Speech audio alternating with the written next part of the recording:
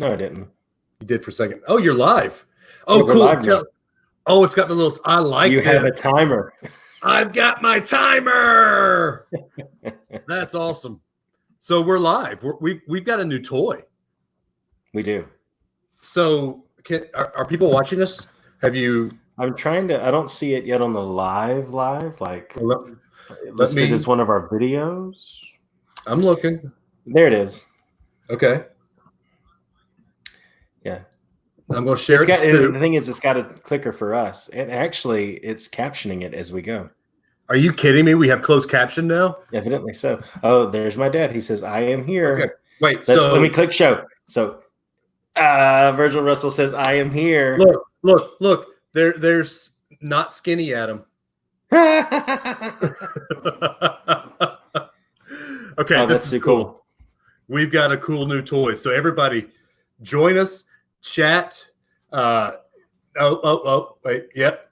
Wait. There we go. Did you click on that one too, or did it just show up? I clicked on that one. Okay. Oh, so we're actually on Facebook and YouTube now. So this will be how. Oh, share it. See. Oh, you've got to click on it. I can't click on it. Yeah, I have to highlight it. I am the host. What? I am the captain now. I thought I was the host. I am the captain now. Okay, fine. Hi, Sherry. Hi, Russell Clan. Dude, this is awesome. I love this. Okay. Hopefully it's seamless. Well, we'll see how it goes. All right. So we're going to do a real show tonight. We always do a real show, but the topic tonight, we don't have two topics. We don't have three topics. We have one topic. We have real, because what's going on in the world, it doesn't seem right to A, not mention it. Yep. And B, it doesn't seem right to kind of have our normal witty, goofy, what have you. This is just going to be Adam and I and whoever wants to join us here in the comments, chatting and talking and just being real with each other. When we start recording the actual show, I'll say this over again, but this is just us being us tonight. We'll have some funny times. We'll have some fun. We'll have some laughs. We'll have some ha-has, but just have at it. Bare your soul to the unrelated bros tonight. There's just so much going on. How could we not? Yeah, we were talking, trying to figure out the theme for tonight. And it's just like, do we sit here and do we ha-ha about like cereal and cartoons and movies, or do we just chat? Yeah. And I think that's the answer really to everything that's going on in the country. And I don't know why thank you. I agree. I just had to show that because this was a lot of work. Yeah, it was. We both worked our job and this afternoon. You mostly though. But I don't know why. I guess we can go ahead and just get into the show, because this is kind of what we're doing. We're just chatting. Sure. But invite your friends, hide your kids, actually don't. Invite your kids, invite your wife. There you go. Don't hide them, invite them. Everybody needs to. Just everybody have fun tonight. It's going to be everybody Wang Chung tonight. Everybody Wang Chung tonight. Anyway, actually, I was going to share this, but I don't need to share this to the Top of the World page. I could, but you could. I've already put it out there on the podcast groups and shared it on mine. So whenever you want to start the real deal. By the way, Top of the World. If you're not listening to it, you should. That is the other podcast I do. Adam, if you wanted to have another podcast and tell everybody how great it was, you could. But are you saying that I should be on the podcast with you guys? I mean, could you? Is that possible? Is it possible? I don't know. It is possible. But you being a Disney cast member, probably not a good idea. Well, I don't know that much about DVC, to be honest. Okay. I'd be sitting there going, yeah. Yeah. Sounds good. Yeah. You and your mom and dad would actually be very proud of me this last week, because I took up for Disney and a lot of the stances that a lot of people don't like. So anyway, all right. So we now, because of this newfangled thing, we are going to see your comments. If you ask us a question, we can actually bring it to the forefront like we've been doing, and we can comment on how, we talk about the questions and talk about the comments, and I think that'll make it a lot easier to go through. Oh boy. Hang on. I'm going to make sure I can record at the same time. Give me a second. Okay. Keep talking. Fill it with something. Come on. Well, so somebody just commented on a post that I posted, but then I realized it wasn't unrelated. It was the one that I posted that you said untag you. Nice. There you go. I know we can't talk about that one on here because of stuff, but because of stuff. Yeah. Well, it's if you want to talk about it off air, ask Adam and I. It's something that we can't put up into the public because it's something that our friends, the WDW couple, did. And an interesting take. I mean, it's just not... it's a great take. It's a great take. By the way, before we go into the heavy topic, did you watch their stay at the Harry Potter house? I have not watched that yet. No. Oh my gosh, I want to go to there. I want to go to there so bad. You want to go to there? Oh, come on. It's a 30 Rock. Yeah, I've never seen that before. Okay. I know. You have to watch Friends. You have to watch 30 Rock. You've probably never seen How I Met Your Mother either. Okay. Oh, yeah. You missed out on so much while you were studying. Okay. Well, have you figured out? I can't believe I can at least download it after the fact, so we're good. Let's just keep going. We got everybody on. We're rolling, so that's all right. So everybody, like I said, we are going to be recording, and if you want to jump in with your comments, we can bring them over here. This is a whole new world. Don't you dare close your eyes. Still got it. Every moment's white letter because all the font is white. Why is the font white? Can we make it red? No, that would look horrible. Red is never horrible. Red on a gray background would not really be fun to read. It is. Okay. Anyway. All right. So here we go. Edit point. Ready? Here we go. All right, guys. Welcome into another Unrelated at Birth. We're doing another walk away topic. We're not going to do our 2 topics this week. It's just, there's so much going on in the world. We just need to have a town hall. Just a chat, just a check on you guys. How you doing? This is just going to be Adam and Dave getting real. So before we start, I am the one, the only, the golden voice of the South, the human jukebox, Dave Adams, coming to you all the way from the top of the state of Alabama here in Madison, Alabama. And it's life. Things are going crazy.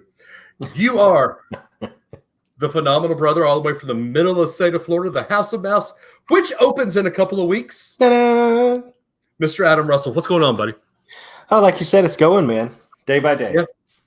3 day things by day. That went more like Meet the Parents when he's saying the prayer at dinner. Day.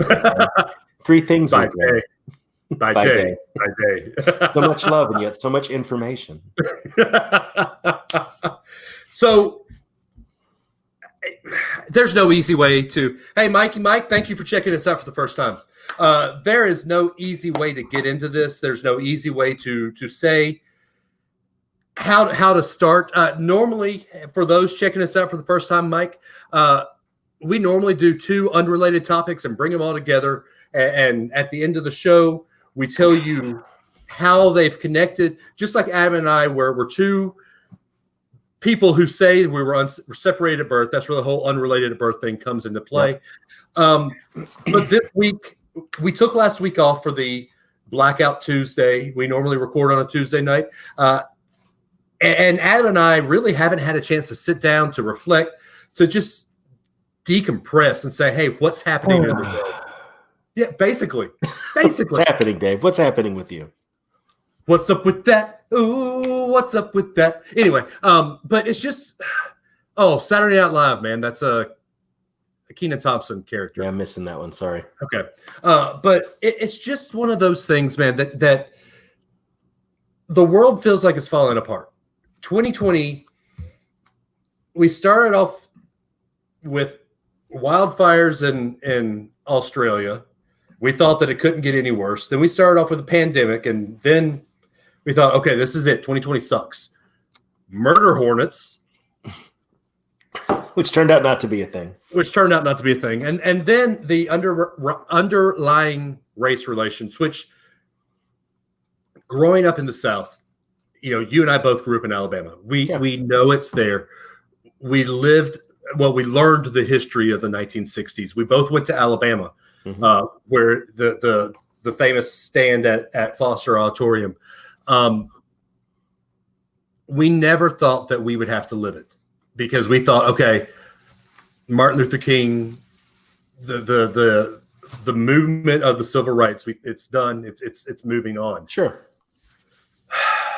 But things have gotten worse, and a boiling point it's come to roost. So I don't know where to start. So Adam, let's first off just say, where do we start? Where do we as a country start to heal? Yeah, I think the big piece and the hardest piece right now is just finding common ground overall.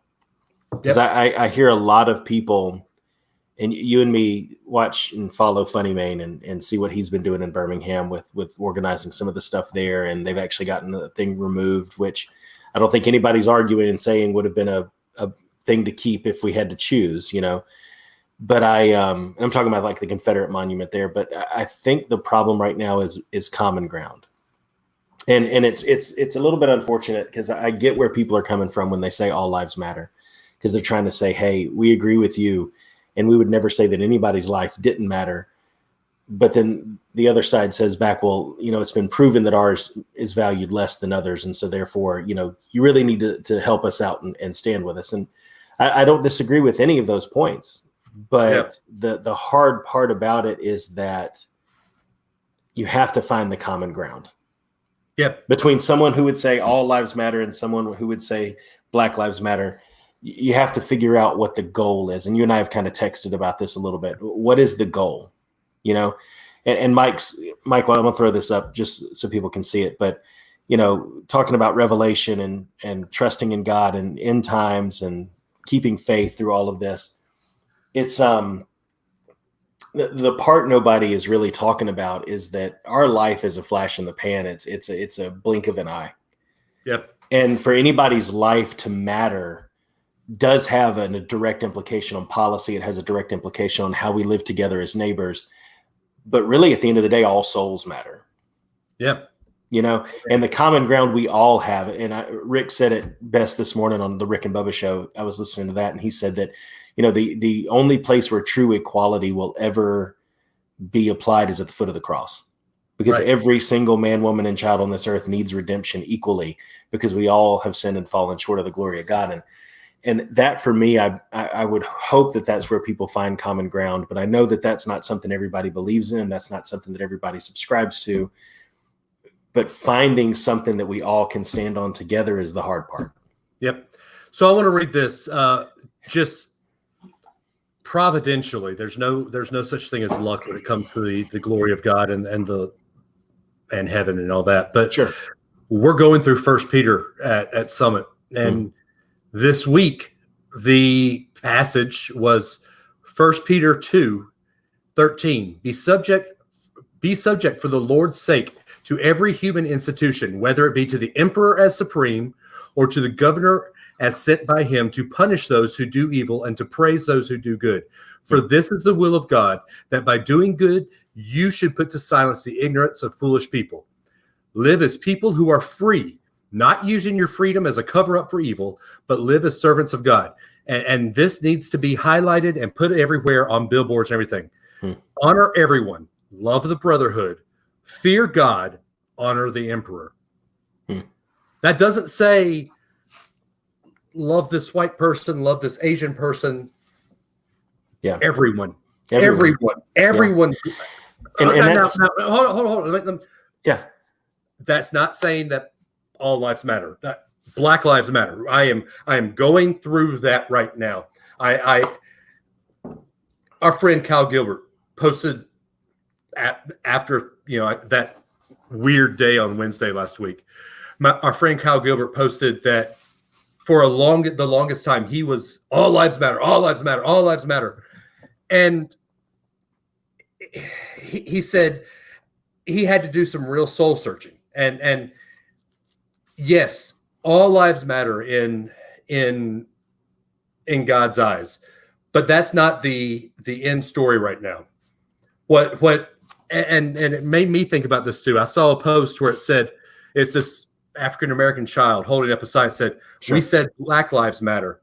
We never said only Black Lives Matter. We know all lives matter. We just need your help with Black Lives Matter, for Black lives are in danger. Yeah. And that hit home for me. I'm going to go on a limb here, and we're probably going to have some disagreement in this chat. I think it's time that we as a country, and we as a white Americans, give a pass to Colin Kaepernick, because he started something 4 years ago that we did not like. Yeah. And we said, the way you're protesting is horrible. We don't stand for it. We cannot do this.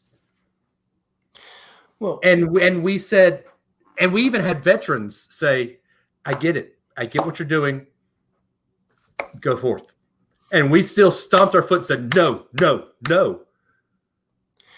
Yeah, but I think it's all relative, though, man. I think that what Colin Kaepernick did and what he was trying to say in comparison and relative to what's going on now, it's like, well, shoot, we should have never had a problem with that. Right. You know? But the problem with it is, and this is really at the end of the day what everybody has to think about. And I don't care if you're Trump with a Twitter account, if you're stop tweeting. If you're Trump with a Twitter account, if you're Colin Kaepernick, or if you're you and me trying to do a podcast that a handful of people will see, everybody right now has to think about the overall implications of what they're doing. Because when Colin Kaepernick kneeled, no one said, why are you kneeling? There's not a problem with police or black people or anything like that in this country. There's not a problem that you need to highlight. What are you doing? It was, you're choosing to kneel during the anthem and saying that by extension, all of America is bad. Everything American is bad because of something that is going on. And I think that's where a lot of people took offense to that. And I can understand how they would take offense to that. I mean, we even talked it, I believe, on Sideline Warning a couple of times, I'm sure, back in the day, right? But for me, it's about, if I kneel during the anthem, I'm not just protesting and highlighting a problem. I'm kneeling during an anthem and saying that everything that flag stands for, and then it turned into talk about capitalism, and then it talked into talk about all the other things that are facets of American life. And that's where the problem really came from at the end of the day, is to march with 1,000 people and try to make your voice be heard is one thing. To kneel alone, and then when all of the attention is placed on you for doing something alone and in a vacuum of other people doing something, why is all this attention being placed on me? It's like, you can't stand for something and not accept any of the blowback that comes from it. The first one over the wall is always the one who is the bloodiest. I mean, it's just a fact. Whether in your personal life, if you're going to somebody's house to share the gospel with them the first time, if you're just talking to somebody about something difficult, the first person to breach the subject is always the one right away. But the problem at the end of the day that we have right now is, okay, Colin Kaepernick kneeled, and we knew what his message was.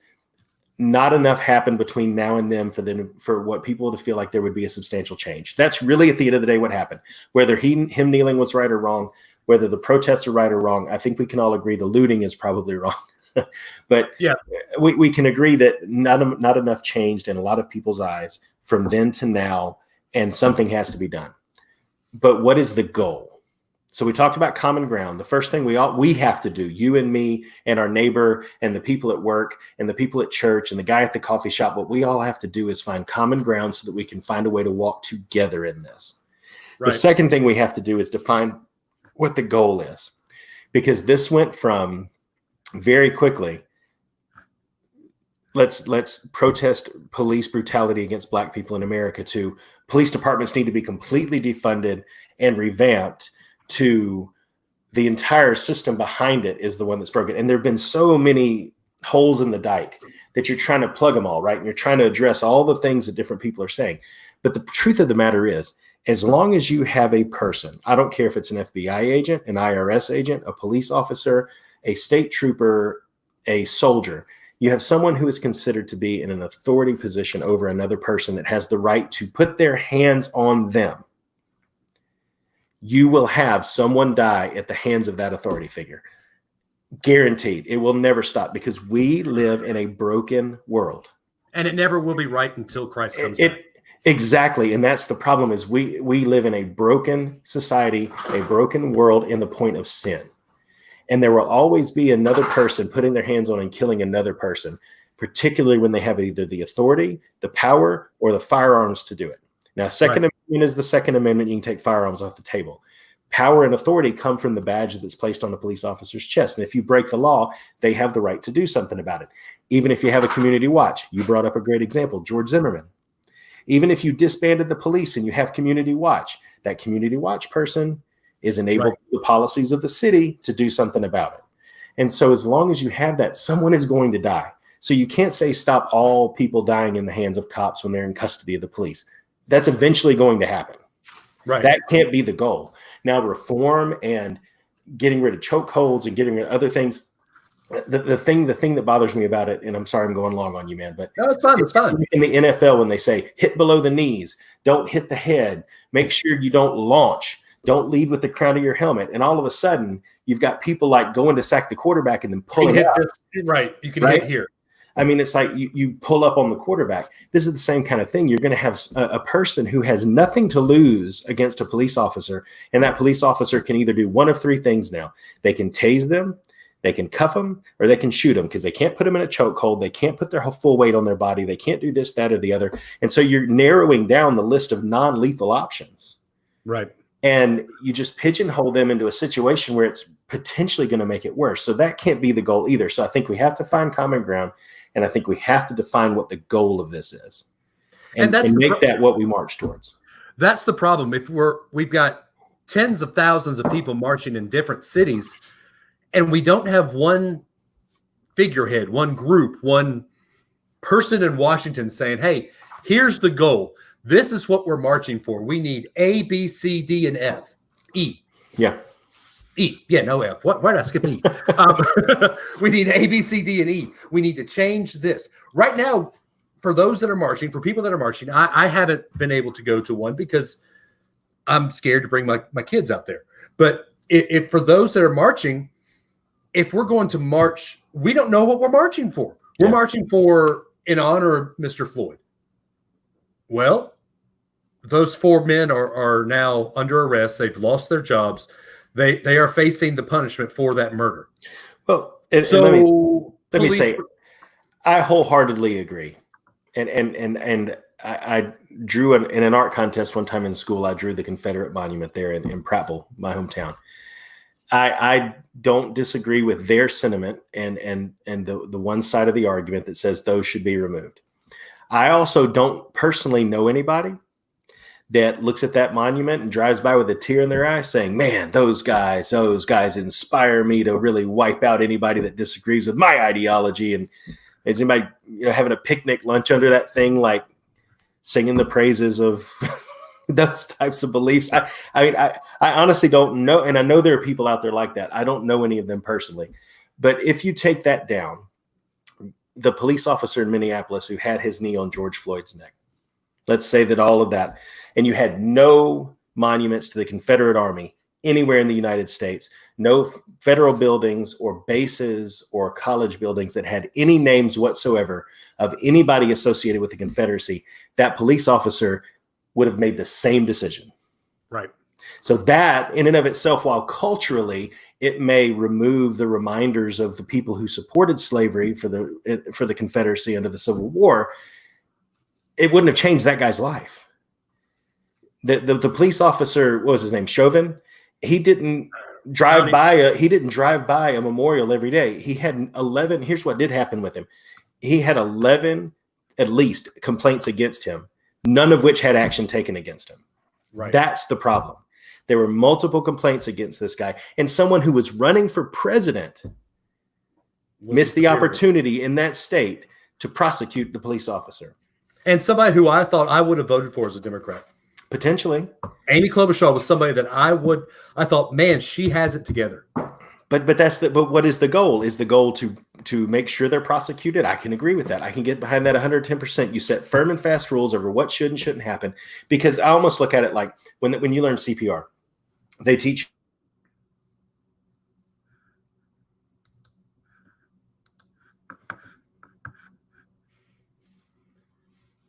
No, I think we have some technical difficulties. Mr. Adam has frozen up.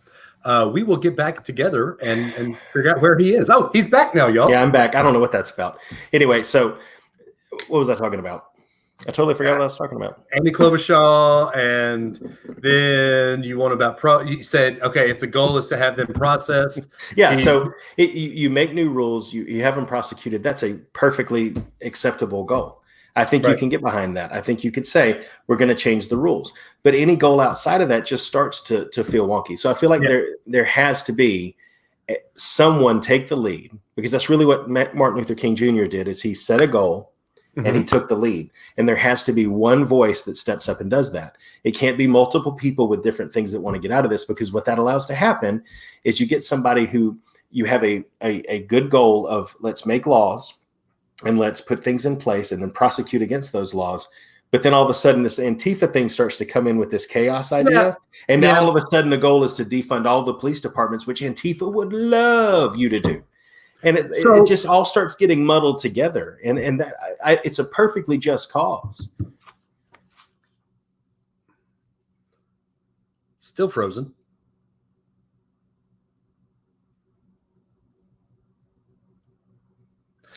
While we're frozen, you see on the scroll here, check out unrelatedатbirth.com. You can also follow us on Facebook and Instagram. We are Unrelated at Birth, and on Twitter, we are at NotRelatedBros. Adam, please come back. I don't know what to do right now. I'm sitting here having fun. Oh, there he is. He's back. Okay.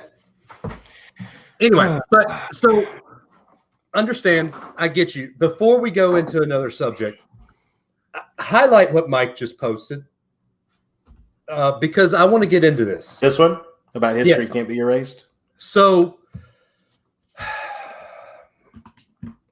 let me preface this. I am not for keeping up Civil War memorials. We lost. The South lost. The South was traitors. They don't have any place at courthouses. The only place they should be are possibly at veterans memorials or maybe somewhere. My first point,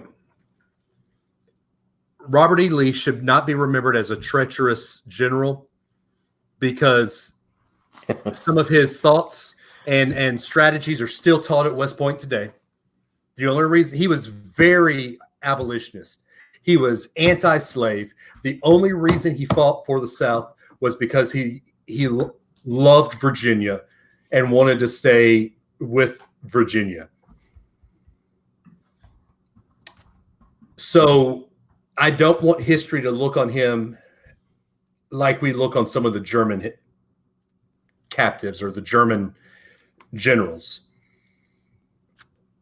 So here is where I am treading lightly.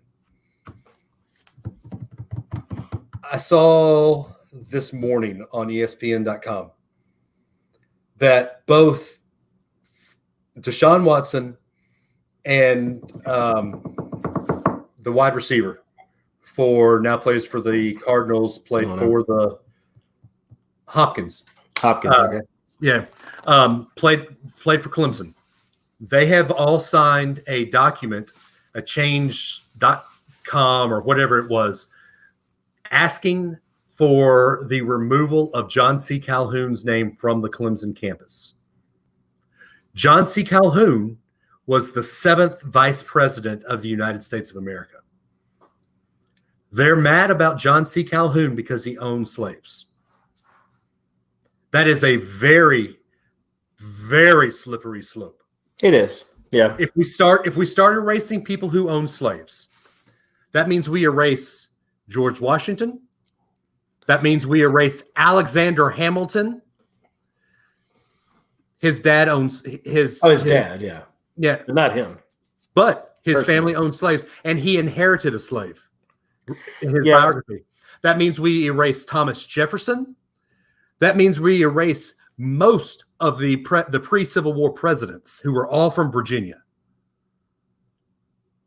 Yeah, I don't think you can I don't think you completely erase that type of thing. I think there's a point where you have to stop, but we can debate about Abraham Lincoln being one of the greatest presidents of all time. I have my issues, but one of the things that he did do that honestly led to several of these monuments being even around that are being torn down now was he wanted the nation to heal quickly.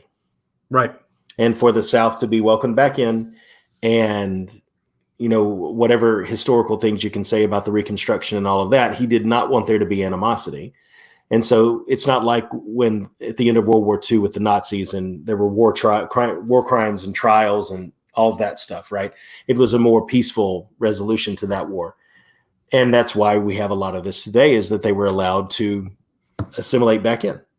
Right. But it's like I said, I think there's a way that you can look at this where if it's a graveyard or a cemetery or something where the people are actually buried, I think that type of thing is a little bit more of a sacred ground. You wouldn't want to disturb that. If it's purely just a monument to something, I mean, okay, I think you could have that debate. The problem, like you said, with Calhoun is he on the building because he owned slaves, or is he on the building because he was generous? All of that stuff. And who now makes the cut? Who makes the cut? Who gets to even decide what those criteria are at the end of the day? And that's the hard part. I don't know if you ever remember the movie Enemy of the State with Gene Hackman and Will Smith, and they were talking about like the monitors and who monitors the monitors? Okay, well, who monitors the monitors of the monitors? It was one of the questions they were talking about in there. And it's the same kind of thing. Is the winner usually gets to write history, right? But the North said, hey, you know what? You guys were Americans. We had our spat. A lot of people died. Go build your monuments. We're not going to raise a fuss about that. And it's like I said, I don't see those as lightning rods. Other people who have a different stake in this game probably would and do, and they want them removed. Okay, fine. But where do you stop? And what concerns me with Mike's comment is that how long will it be when they start tearing down Christian monuments? When I hear the Bible being termed hate speech for certain verses and things like that, it starts to, the car starts to pull in that direction a little bit, where it could be that now, the first thing they want to do, and you hear it a lot, is to remove the tax exempt nature of churches. And that leads to something that you sent me, Church of the Highlands in Birmingham, Hoover. Is that where that is? It's the entire state of Alabama. Yeah, everywhere. Church of the Highlands does work with housing in the inner cities and stuff like that. But the pastor, is it the main guy? Pastor Chris Hodge found this out even more. In 2016, liked a tweet from Turning Point USA, which is a very Republican, conservative group. In 2016, he liked a tweet. And this is going to lead into our next conversation. Because of that, a person in Atlanta sent it to Birmingham. And now Birmingham has canceled their use of the Church of the Highlands. Which means they won't get that support they were getting before. I think for me, it depends a lot on what the tweet is. If the tweet was just some inane, off the wall, off the cuff Republican comment, it's one thing. If it was something that could now be taken in light of everything that's going on now to be insensitive, you could probably make a case for it. But a lot of it for me, and I haven't seen what it is, but what do you know? I haven't seen the tweet either. No, I don't. But see, but if that's not in the story, then knowing Chris, that's hard. Now, I don't know Chris personally, but I know people who know him personally. Knowing Chris, it wasn't racially insensitive. So I can't, in a good conscience, say that Chris was right or wrong. Well, no, I can't, in a good conscience, say that Chris was wrong, because I know people who have stood up to Chris and say Chris is the most godly man I know. It's evidently a big deal, because when I Google that whole thing, Chris Hodges no longer has a Twitter account. Yeah, he deleted his Twitter. It's crazy. Yeah. So, okay, here you go. So what it is so the problem is Turning Point USA, and this again is where it is. It was debunking white privilege was what the tweet was. Yeah, it was debunking that. So, well, I mean, that's the kind of thing. I mean, the world. You and I were talking about this a minute ago, or actually earlier today. Yeah, the whole world right now has to focus on optics. The true problem with Trump having a Twitter account at the end of the day is, it may be his opinion, and yes, he may actually be typing it. We have some debate on that. Is he actually typing them or not? Come on, there is not. He has that phone in his hand and he's typing it. It's his personal Twitter. I'll be right back. But it's like the thing about that is you have to think about optics, right? You know. Hey, so Mike, real quick, post that up there real quick. What he just asked. He wants to know, the Army is open to renaming posts like Fort Hood, Fort Jackson, because of Confederate names. Yeah. I mean, we can get into it. It was Andrew Jackson a good president? No, he wasn't. You got things to say that again, man. Well, it depends. I mean, he had his moments, but overall, I don't think he left behind a great legacy. Right. And for anybody who thinks I don't have the right to speak on that, I had an ancestor who was involved in the Trail of Tears, or could have been, but decided to stay back and get married to avoid it. So there you go. Just FYI. But so I think there's two things. I talk about needing leadership for this movement. The two things that any good leader does is they cast vision, or three things: cast vision, set a goal, and prioritize. All right, John Maxwell. Right? The 7 irrefutable laws of leadership. But so the vision has been set. We understand there's a vision that this type of thing shouldn't happen anymore. So what are the goals to achieve that state? Those goals we talked don't exist. Right.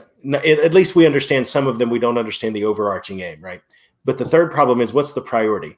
Again, does anybody drive past Fort Jackson and think, whoa, Andrew Jackson, boy, he really showed those Native Americans what was what, didn't he? I'm going to do the same thing today in my life with anybody who's not my same skin color. Does anybody really think that way? I hope not. Because you have to prioritize it. The priority should not be wasting federal money right now on new signage, new business cards, new letterheads, new TV graphics, new phone numbers, new everything.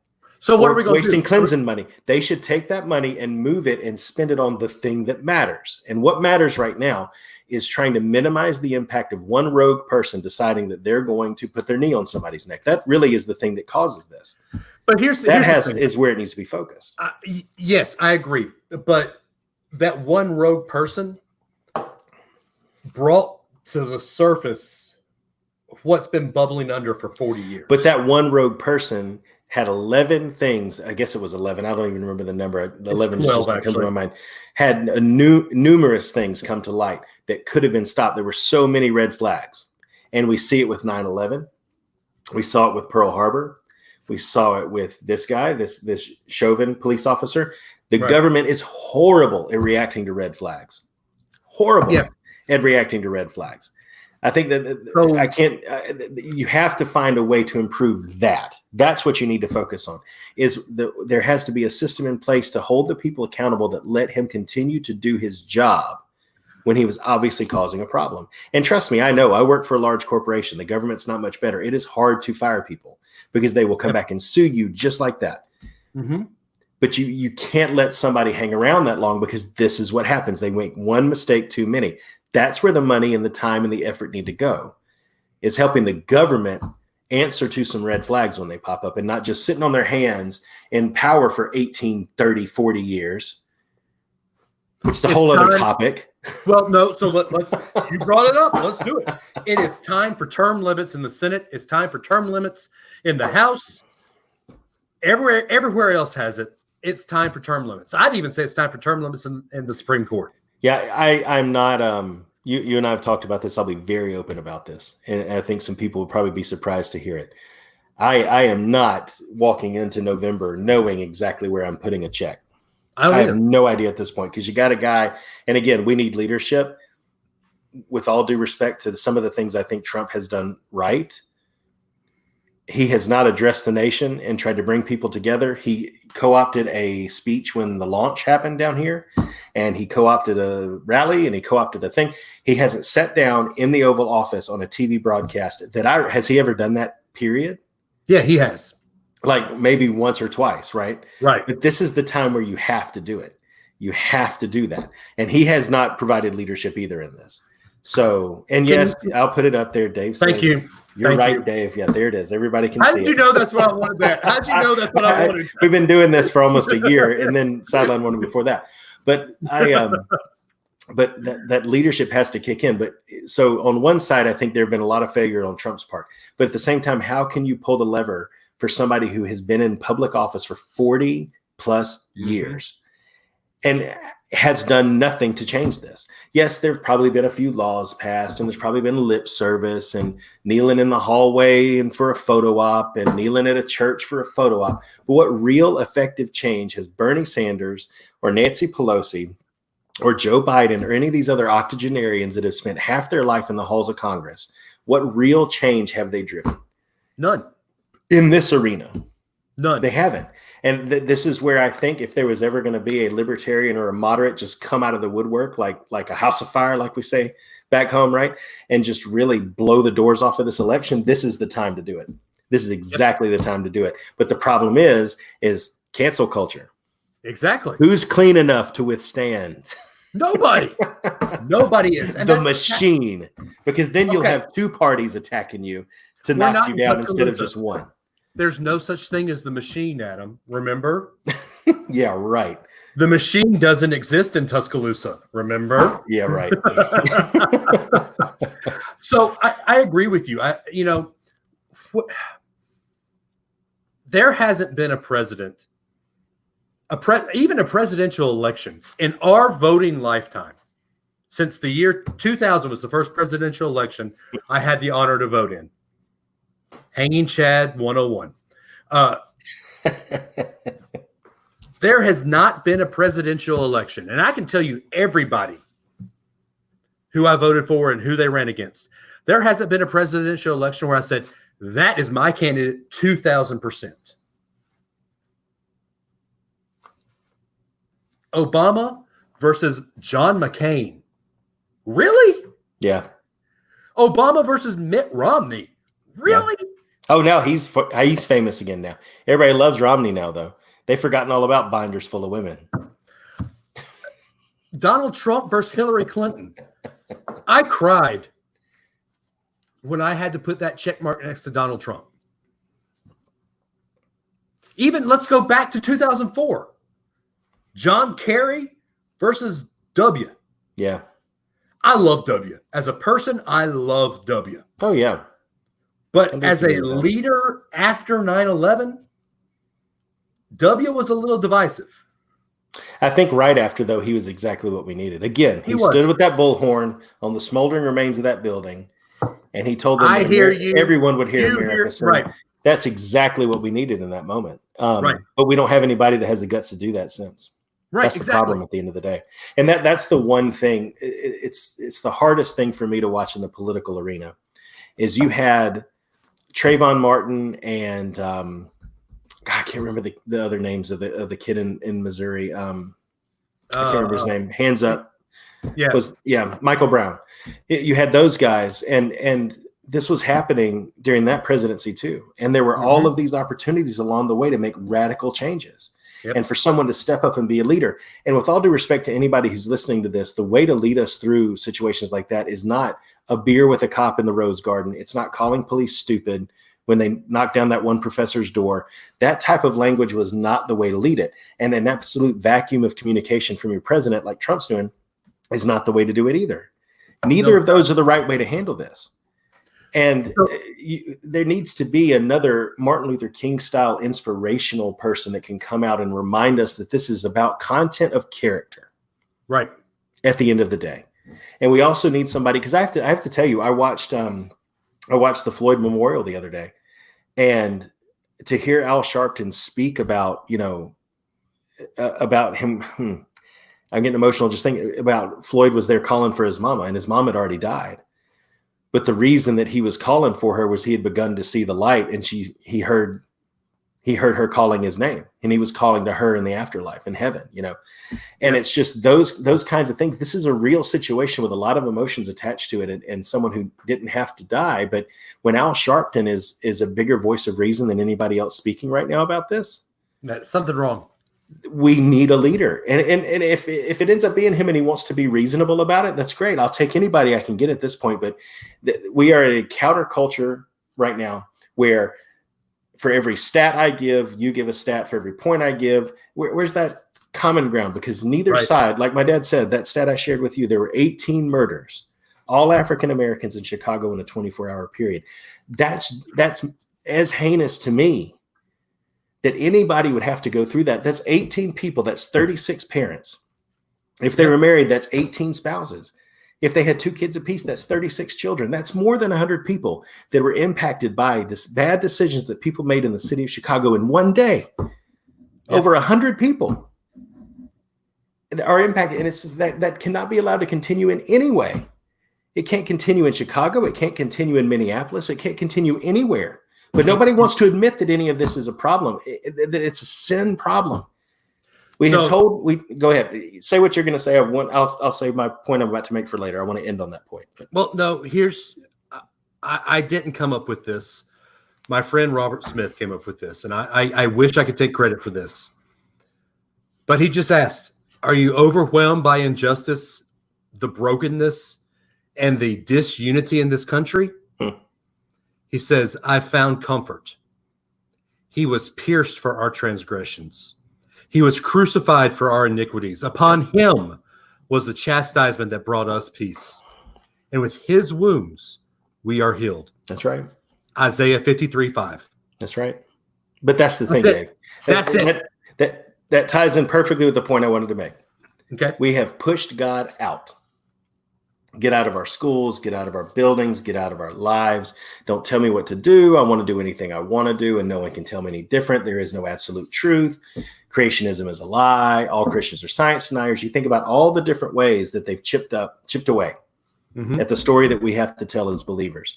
And harden, we had a long conversation about this a few weeks ago, harden people's hearts, Right. And now is the time that everybody should turn and say, wait a minute. We're never, like I said earlier, the goals that we have are unsolvable because it's a broken world. There's only one way to solve it. And it breaks my heart that everybody won't feel that way because they've had their hearts hardened to it. Yep. They won't see that as a solution. They'll try to figure it out amongst themselves. And when you have 50 states and 1 million cities and 300 million people, opinions are going to differ and solutions are going to differ and reactions are going to differ, and we're never going to unify. And that only true place we're ever going to find that unity is the one place where we all are equal. And that's with Jesus. So that is right. But I know it's not possible, and I know we won't get there, but I just wish there could be at least some of that common ground found there more than anything else. Yeah, I agree. And I'm trying to pull this up without being loud right now. Give me a second. This is only about a 50-second quote and a 50-second blurb from the Reverend Billy Graham. I sent this to you the other day, and I'm just going to let this play. You're not going to see the video. Hang on. Let me share it. The audio will be better. Let me see if I can share it. Oh, can you do that?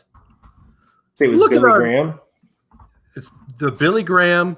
Well, I texted it to you. Can you pull it up on your text? Let me scroll through all my texts from the last 3 days, dude. Oh, I'm sorry. We text a lot. Come on. All right, let me see. Okay. Let me see if I can find it. Here it is. I found it. Okay. See if you can share it. That's not it. That's relaxing ocean waves. Excuse me. Let me skip this ad really quick so that people don't have to listen to that. All right. Let's see. Share screen. Ooh. Chrome tab. Share. This is impressive. Oh, here we go. And now we're both up there with it. You like it? Oh, I like it. Let's see what happens. Ready? Mm-hmm. Your computer's muted. I can't hear it. Yeah, well, give me a second, man. This is the first time we've done it. Okay. Wait, I can see the mute tab on your YouTube. We had a good thing going. It's not muted. Okay, well. Hang on. No, I'm not sure if you can hear audio on a shared screen on this, so just give me a minute. Okay. How about now? Can you hear this? No. What? So no. How about I just play it through my... just play it. That's fine. Okay, let me pull it back up. So, I hope you edit all this out. Yeah. All right, so here we go. Habakkuk said, Lord, please tell me what you're doing. And God said, no, I'm not going to tell you, Habakkuk. Because if I told you what I was doing, you wouldn't believe it.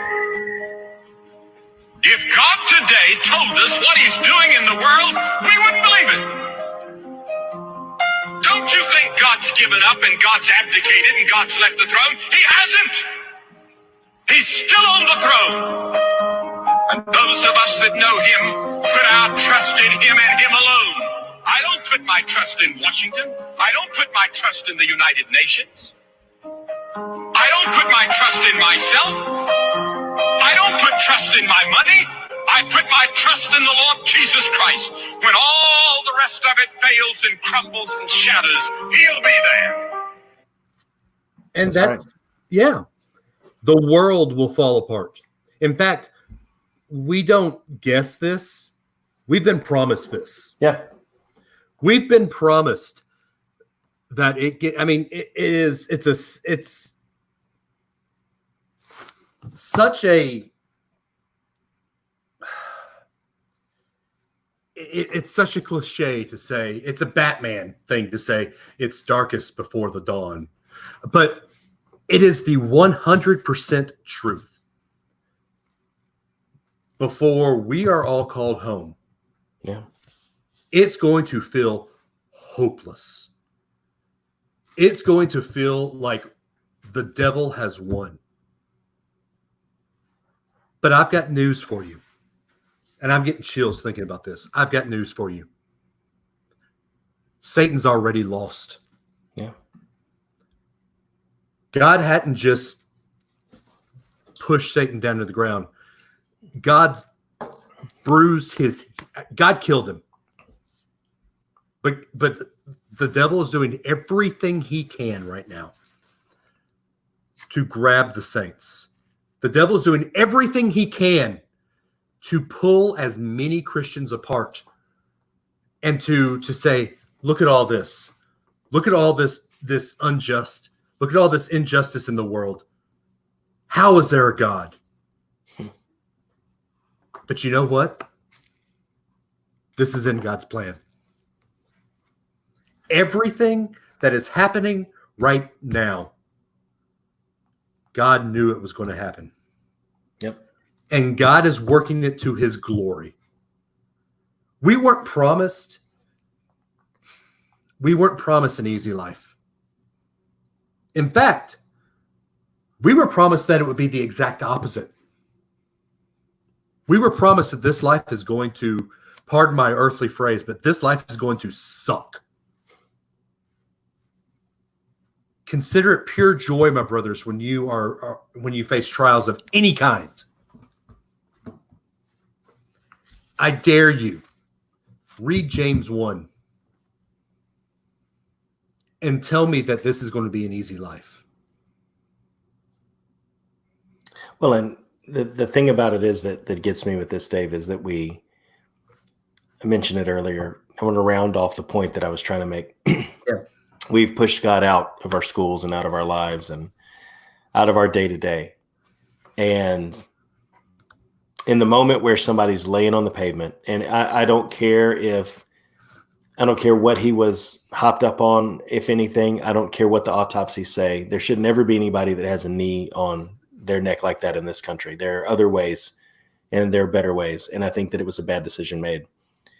But you're expecting a sinful human being in a moment. We don't know what that guy dealt with, and I'm not defending him. I'm making a point. We don't know what that Chauvin guy dealt with that day. We don't know how many people he had wrestled with, what he had seen, maybe a murder scene, or what he's been dealing with at home. But all of that adds up to a broken soul. Yep. A sinful soul. And in a moment of high tension and anger and frustration, because you see body cam footage all the time where these guys have to deal with a lot. And a lot of them, you'll see some of those where they just jump straight into a situation. And right, wrong, or indifferent, it's a sinful human being with his knee on the neck of another sinful human being. And you're expecting that man to have grace and mercy, right, and not put his knee on his neck in that moment. None of us are in that moment can say we would have made a different decision, because we're all sinful human beings. No matter how much we virtue signal, no matter how much we say we think that we're superior because of a belief or a feeling or whatever, none of us can say we would have done any better. And the fact that our expectation is that human beings are going to 100% of the time react in ways that are merciful and right. It's a fool's errand. Yep. It's not achievable. And the only mercy and grace that can ever create that much change in this world to eliminate that possibility exists on the throne in heaven, but we've pushed him away. And we have told him, you are not welcome here in this country because you are hate speech and you are self-righteous and you tell me what I'm doing is wrong and I don't even want you around. And we've just completely pushed it away. And I'm not sitting here saying that we should remove the idea of separation of church and state and that we should now have only Christians as police officers. Don't misunderstand my point. What I'm saying is that we cannot look to man to be the solution to any of this. My dad just commented on there too. He was from the era of forced school busing. Yeah. I mean, he went through that. Like I said, I have an ancestor that went through the Trail of Tears, and there's always going to be something that happens like this because we continue to look to government and man to solve a problem that truly only God can solve. And that at the end of the day is the shame of this, is that it's a completely just and a completely right cause, but we are looking in the wrong place for solutions. Yep. So I dare anyone to listen to the song No Other. The chorus just says, you're the only one that can save. Jesus, you're the only way. When we don't know what to do, we fix our eyes on you. Plain and simple. I mean, just imagine how we got here, man. Just imagine how we got here. The Minneapolis council person was on CNN the other day who's leading this charge to dismantle the police department. And the woman doing the interview said, what about if someone's breaking into my house and I need someone to call to help me? What do I do? And the response was, you being able to call someone or call a service to respond because your house is being broken into comes from a place of privilege. What? Comes from a place of privilege. And that's not what gets me the most. What gets me the most is I was watching that on Twitter and somebody from another country commented, yeah, it is a privilege because where I'm from, we don't have anything like that. And you shouldn't continue doing that either. They were from Venezuela. And I have several friends that are from Venezuela. I know lots of people from Venezuela. That country's government is not an example that anybody should follow. Right. The people are fantastic. The government is not. And for people from that country to have America cast in this light right now, that people from a country going through what they're going through feel empowered to comment that we are doing something wrong. That speaks to how off we are on this whole thing. Yeah. That person from Venezuela is entitled to their opinion. I'm sure they're a good person. But comparatively speaking, it's not even a comparison. It's not even a comparison. And I don't know where we got to the point where we can say that being able to call 911 for someone breaking into your house comes from a place of privilege. Because my comment to that is, if your daughter, Ellie or Emma, one day is walking through a parking garage on a college campus, is it a privilege? Is it come from a place of privilege for her to be able to call if somebody's stalking her? No. If somebody's raping her? I mean, we sit here and we talk about how we can't arm the populace, but if the police aren't there, who's going to fight back? Because the criminals aren't going to stop. If the police aren't there, who's going to respond when our daughters have a problem, when her husband's beating her? God forbid. Yeah.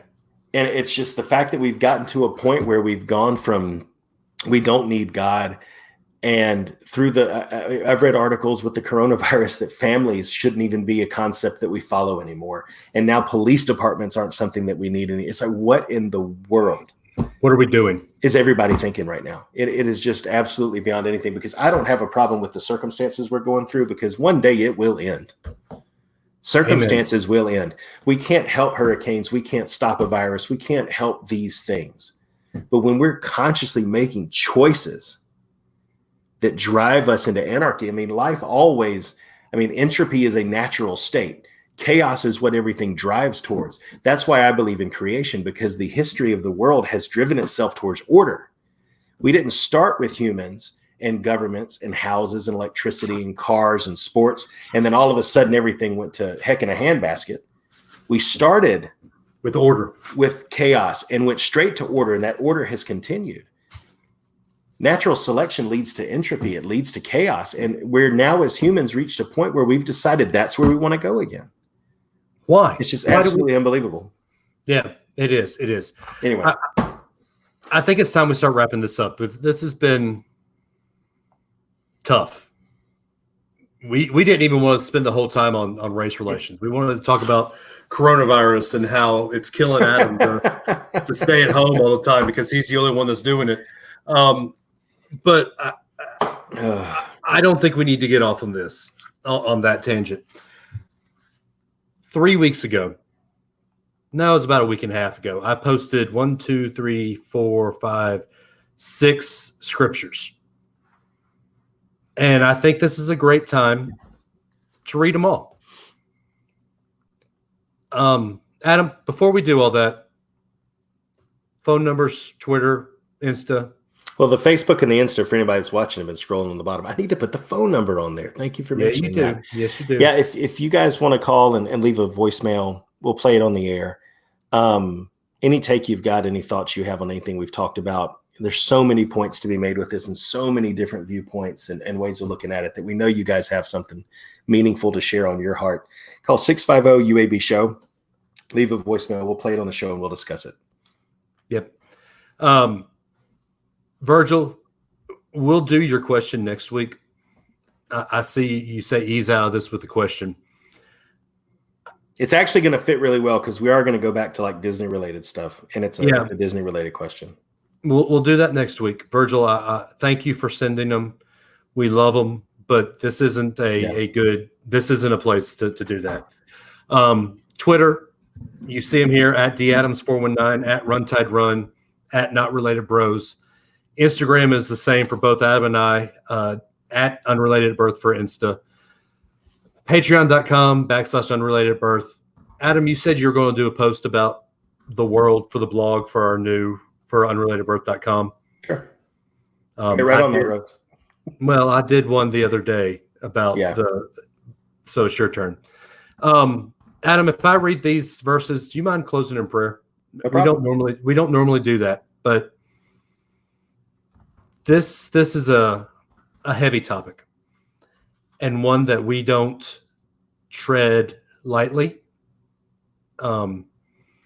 If we've offended anybody with our topics, with our thoughts, we're too privileged white guys. Well, and here's the thing, if we've offended anybody, and I hope we haven't, because neither one of us see this from a place and feel like this is something that is not just and is not right and does not need to be addressed. We both agree with that completely. And we both want to be part of that. I would say if we've said anything that offends you or that you disagree with, let us know. Call us. And that's the only way, because if we feel like we're coming from the right place, again, the common ground, if we feel like we're coming from the right place on this, but you feel like we're not, The only way we can ever adjust that is not to be canceled out and removed and deleted and unfollowed on Facebook. It's to happened to me, let by the us way. know. Yeah, it did. But the only way is to let us know. Yep. Let us know, and we will respond back. I promise. That kind of feedback is important to us, especially with something like this, because it's something that's not just about the show; it's personal. So, right. Let me say 100%, guys. Anything I say on Facebook, on my personal page, and even on the Unrelated Birth page, because 90% of the time it's me posting. But anything I say, know that I 90% of the time mean it as a joke. Anybody that knows me has done the, oh, Dave, really? Shaking their heads. You did a bad joke, an untimely joke, whatever. Never think that I'm the reason slavery is still around today. That was said to me this week. And guys, it hurt. Some of my closest friends are going through this. yeah. But Dave, that's a beautiful thing, though, because you now know what it feels like to have somebody unfairly paint you with a broad brush. Yep. And that is what the people in a lot of these situations that you're marching against, that is what they feel every single day. And I get it. Yep. Now we get a taste of that when stuff like that happens, and you can put it in, but it's that connection, Dave. It's the fact that you relate it back to that, and you don't make it turn you off to the point. You still want to drive the point forward, and you make it be part of who you are. You make it a better person. Yep. Because of that kind of thing happening. You don't want that to happen to anybody else. You wouldn't do that to somebody else. So yeah, it hurts, but you got to, we all have to turn this crap into something good. Yeah. So anyway. I'm going to read these verses. Yeah. Bear with us. If this isn't your cup of tea, come back next week. We're not a Christian podcast. That's not our well, everything Adam and I do are Christian because we are Christian. But we don't preach at people 90% of the time on this show. But we can't talk about injustice in the world without telling you how to fix it. And there's only one way to fix injustice in the world, and that's not of this earth. It's of God. So let me leave you with this, and Adam, you're going to close this in prayer. Sure.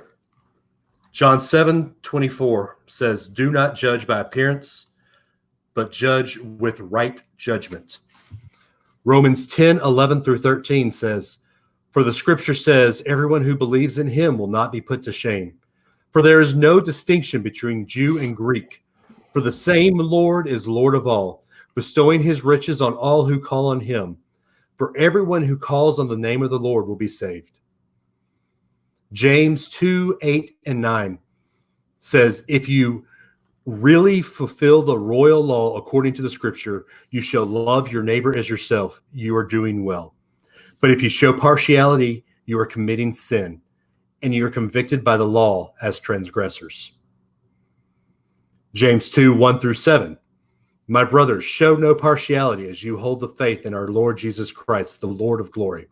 For if a man wearing a gold ring and fine clothing comes into your assembly, and a poor man in shabby clothing also comes in, and if you pay attention to the one who wears the fine clothing and says, 'You sit here in good place,' while you say to the poor man, 'You stand over there,' or 'Sit down at my feet,' have you not then made distinction among yourself and become judges with evil thoughts?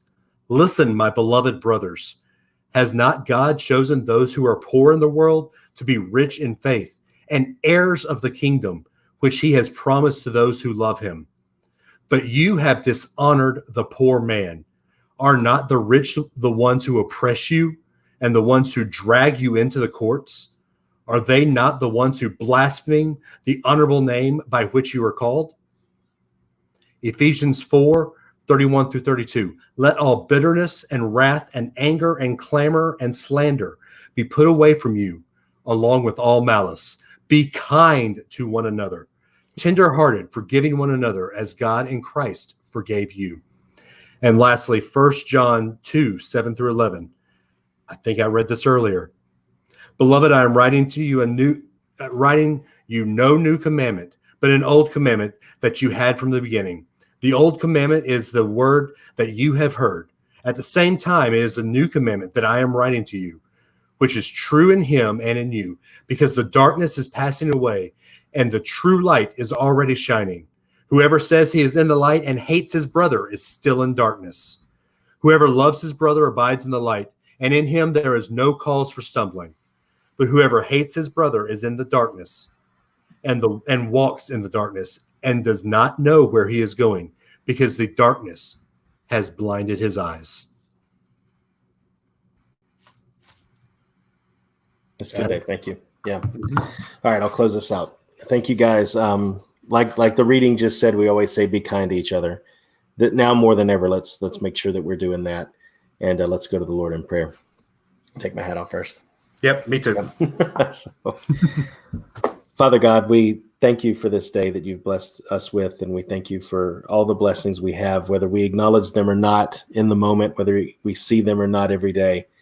Thank you for them, and may you lead the Holy Spirit to help us find the good in the things that are happening to us and see the blessings that are there, whether or not they're immediately obvious to our flesh. And Father, I pray peace and healing can be provided to the troubled hearts of people right now, whether it be because of the virus, whether it be because of racism, whether it be because of anything that they're dealing with, but either, health, the world, other people, anything, God, please just let peace and let healing and let a calm sense of just acceptance fall over this country and over this world, God. And please, help man see that looking inside of ourselves, help every man and woman see that looking to the government, to institutions, is not the solution, that you are truly the one who brought the solution. You preach to us in your word several things that we can do that would help this situation and help us to find those truths, help people to speak those truths publicly, help there to be people who step into leadership positions and preach that out where it needs to be preached in the right way so that your will is done, not just in this country, but around the world, in government, in church, in school, everywhere that people get together, everywhere where people feel these social pressures that exist today, God. May your presence be what they find more than the presence of the other person across the way from them. God, we pray that you would just, like I said, give us a sense of peace, lead us into tomorrow and the next day, just one day at a time, letting tomorrow worry about itself and finding the peace that you give us every day by studying your word, by having a hunger for it and seeking out those truths rather than just accepting whatever the world tells us to be true, God. Thank you again for your son. Thank you for his salvation. May we daily seek that to renew our minds and start every day fresh to find the best solution to all the problems we face. It's in Jesus' name we pray. Amen. Amen. Guys, we love you guys. We hope you come back next week. It'll be a lot lighter next week.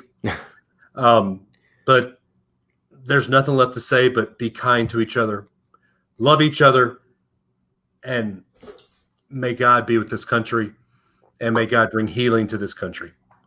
Guys, we'll see y'all next week. All right, that closes out the show. I want to try screen share one more time before we drop off Facebook Live. Okay. I'm going to bring up that same video just because I can't. Hang on, let me skip. Did you want to?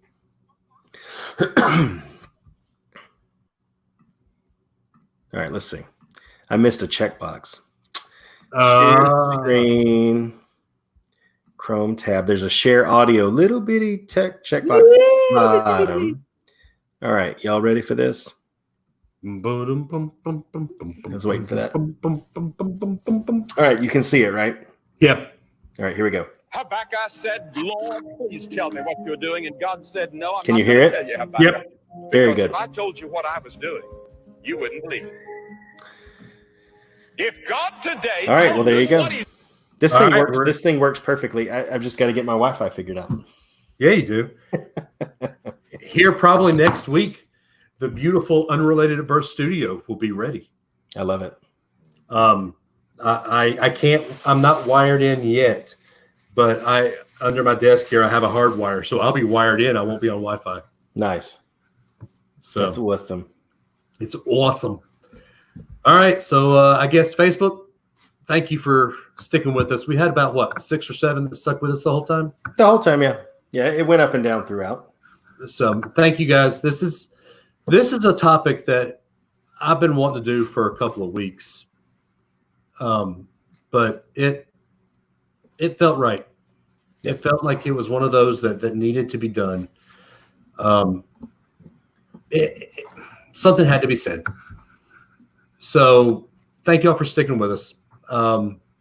Yeah, we'll talk to y'all next week. I'm sure we'll do more. We're going to do more upbeat stuff. So we'll talk to y'all next week. Bye, everybody. Bye, guys.